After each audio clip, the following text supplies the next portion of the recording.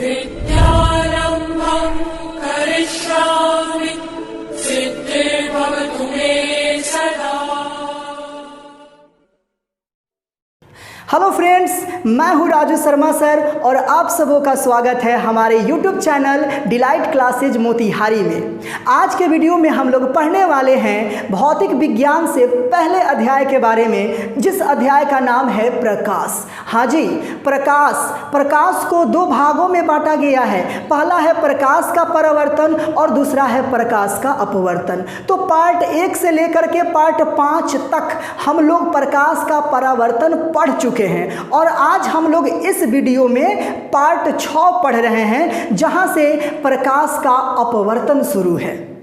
और इस पार्ट 6 में हम लोग को दो टॉपिक के बारे में पढ़ना है। पहला टॉपिक है प्रकाश का अपवर्तन और दूसरा टॉपिक है प्रकाश की चाल। तो हम लोग एक एक करके समझ लेते हैं। तो सबसे पहले हम लोग जान ले कि प्रकाश का अपवर्तन होता क्या है। तो उसके पहले कुछ क्रियाकलाप को समझना होगा, तो चलिए हम समझाते हैं।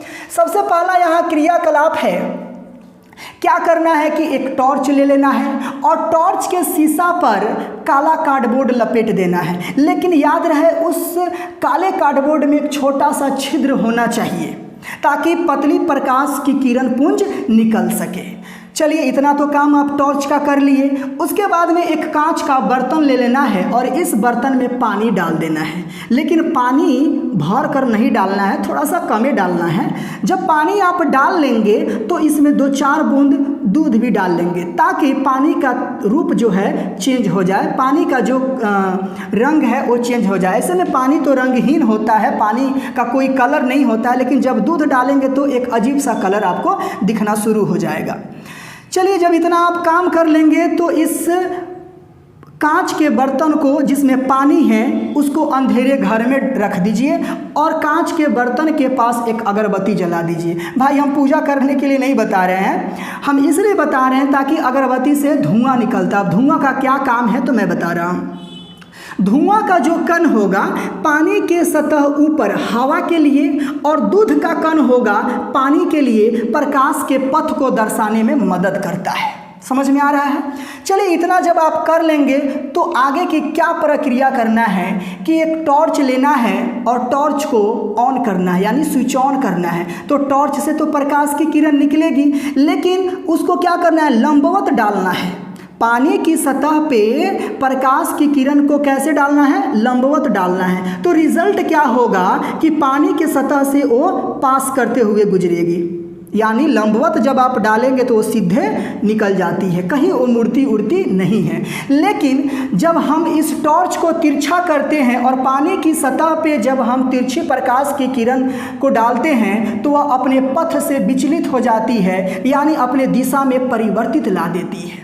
तो यही जो प्रक्रिया है वो हमारा क्या कहलाता है, प्रकाश का अपवर्तन। तो मैंने यहाँ लिख दिया है कि प्रकाश की किरणों के एक पारदर्शी माध्यम से दूसरे पारदर्शी माध्यम में जाने पर दिशा परिवर्तन अर्थात मुड़ने की क्रिया को प्रकाश का अपवर्तन कहते हैं।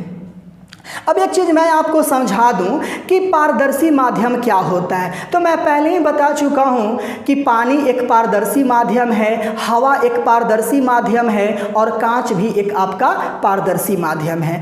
तो जब एक माध्यम से, यानी पारदर्शी माध्यम से, जब एक पारदर्शी माध्यम से दूसरे पारदर्शी माध्यम में प्रकाश की किरण जाती है तो वह अपने पथ से विचलित हो जाती है, अपने पथ से मुड़ जाती है, दिशा में बदलाव लाती है, परिवर्तन लाती है। तो यही क्रिया प्रकाश का अपवर्तन कहलाता है।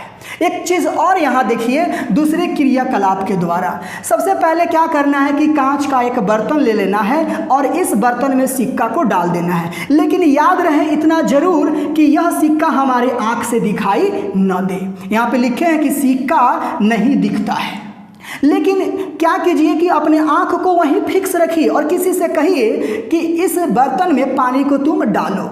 जब पानी को डालोगे तो ये सिक्का ऊपर उठना शुरू होगा। अब आखिर ऐसा क्यों हुआ है भाई?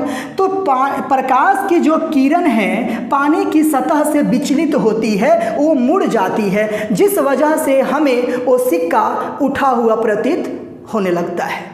जैसा कि यहाँ पे प्रकाश की किरण पड़ा है तो पानी की सतह से मुड़ा है ना जी, उसी तरीके से सिक्का यहाँ है और यहाँ भी सिक्का ए है, तो यहाँ पे पानी की सतह से क्या हुआ है, मुड़ा है, इसीलिए हमारी आँख यहाँ पे ना देख करके यहाँ पे देखेगा, लेकिन सिक्का हमारा दिखाई देगा। तो एक क्षण था कि हमारी आँख से ये सिक्का नहीं दिखता था, लेकिन जब उसमें हम पानी डाल दिए हैं तो हमारा सिक्का जो है उठा हुआ प्रतीत हो रहा है, यानी सिक्का हमारी आँखों से दिख रहा है। तो आप समझ गए कि एक माध्यम से दूसरे माध्यम में जब प्रकाश की किरण जाती है तो अपने पथ से मुड़ जाती है, तो वही हमारा क्या होता है, प्रकाश का अपवर्तन होता है। एक और क्रियाकलाप देखिए, यहाँ पे एक खाली गिलास ले लेना है और उस खाली गिलास में एक पेंसिल डाल देना है और देखना है कि क्या उस गिलास में पेंसिल हमारा सीधा दिखता है कि मुड़ा हुआ। बिल्कुल सीधा दिखेगा, लेकिन उस गिलास में पानी डाल दीजिए। जब आप पानी डालेंगे तो पानी का जहाँ सतह होगा वहाँ से पेंसिल जो है हमारा मुड़ा हुआ ऐसे प्रतीत होगा। ठीक है, तो ये सब क्रिया आखिर क्यों होती है? ठीक इसी प्रकार से अगर हम ग्लास में पानी डाल दें और उस ग्लास में नींबू डालें तो नींबू बड़ा बड़ा दिखेगा।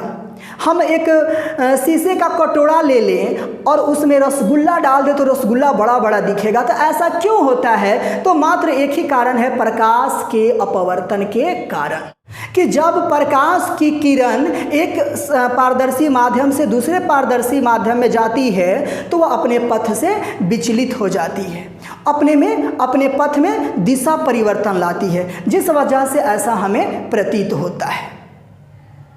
तो मैं उम्मीद करता हूं कि आप लोग को ये समझ जरूर आया होगा।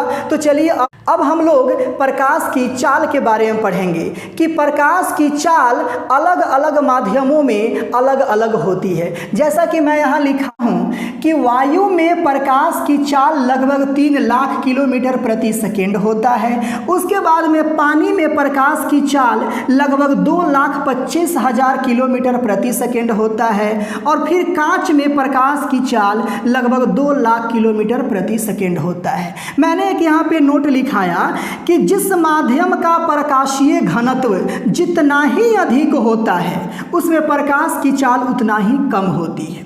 अब बताइए कि वायु, पानी और कांच में प्रकाश की चाल किसमें ज़्यादा है? तो आप कहेंगे वायु में। तो वायु में प्रकाश की चाल ज़्यादा है क्योंकि प्रकाशीय घनत्व हमारा कम है, और यहाँ पे प्रकाशीय घनत्व ज़्यादा है इसलिए प्रकाश की चाल कम है।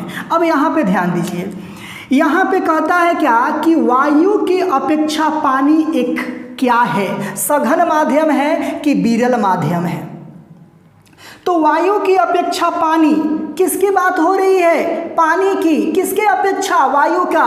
तो पानी जो है होगा हमारा वायु के अपेक्षा सघन माध्यम होगा, सघन माध्यम है।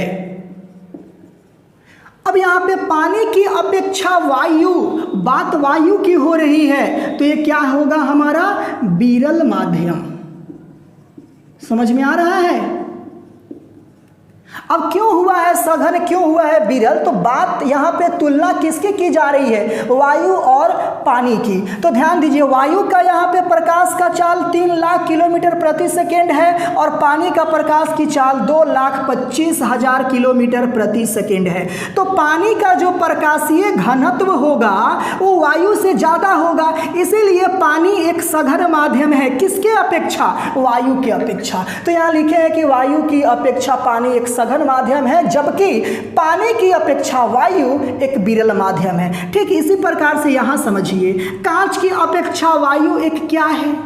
यहाँ देखिए, कांच हमारा इतना है, वायु हमारा इतना है, तो कांच की अपेक्षा वायु क्या है? बात किसकी हो रही है? वायु की। तो ये हमारा क्या हो जाएगा? विरल माध्यम। विरल माध्यम। क्लियर हो रहा है? और फिर वायु की अपेक्षा कांच क्या है? तो हमारा सघन माध्यम है। समझ में आ रहा है? चलिए इसी तरीके से यहाँ देखिए, कहता है कि पानी की अपेक्षा कांच, तो देखिए पानी का प्रकाश का चाल 2,25,000 किलोमीटर प्रति सेकेंड है, जबकि कांच का हमारा 2 लाख किलोमीटर प्रति सेकेंड है। तो कांच का प्रकाशीय घनत्व पानी के प्रकाशीय घनत्व से ज़्यादा है, इसलिए प्रकाश की चाल कम है। तो यहाँ पानी की अपेक्षा कांच, किसकी बात हो रही है? कांच की। तो कांच हमारा कौन सा माध्यम होगा? सघन माध्यम होगा। ठीक है। और कांच की अपेक्षा पानी क्या है? तो हमारा विरल माध्यम है। ठीक है। चलिए, तो आप लोगों को सघन माध्यम और विरल माध्यम समझ में आ गया होगा कि जिस माध्यम का प्रकाशीय घनत्व सबसे ज़्यादा होता है उसमें प्रकाश की चाल उतना ही कम होता है। तो जिसमें प्रकाश की चाल कम होती है वही आपका सघन माध्यम होता है।